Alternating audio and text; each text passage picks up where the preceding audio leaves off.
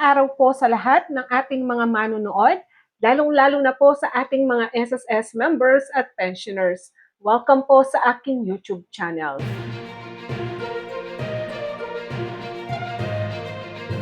Sa video na ito, ating pag-uusapan kung posible ba talagang magkaroon ng 3,400 pesos na monthly pension kung ang hulog mo lang ay minimum.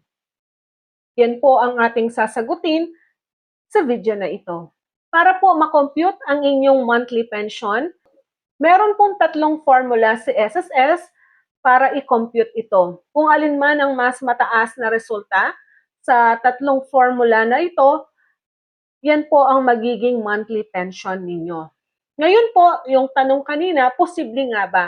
Yes po, posible po. Kahit ang inyong hulog sa SSS ay minimum lang, pero ang haba po ng inyong paghuhulog ay meron kayong at least 20 years creditable years of service, narito po. Yan po ang makukuha ninyo kahit minimum lang ang inyong hulog. Basta at least 20 years kayong naghuhulog sa SSS. Kung makikita po ninyo dyan ay 2,400 lang. Yan po ay i-add natin ng additional 1,000. Sa 2,400, mag-a-add po tayo ng 1,000. Yan po ang additional benefit.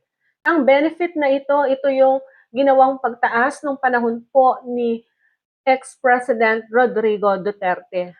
So, yun po ang first tranche. So, bali po, ang makukuha ninyong monthly pension is 2,400 plus 1,000 is 3,400. So, possible po na makakuha ng 3,400 kung minimum lang ang inyong magiging hulog sa SSS.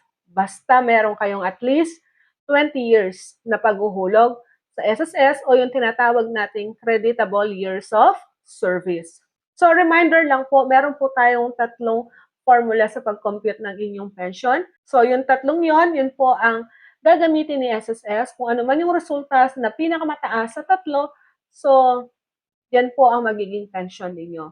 Yan lamang po ang ating information sa ngayong araw na ito. Have a nice day and God bless us all. Ito po ang inyong lingkod, Pro Information Hub.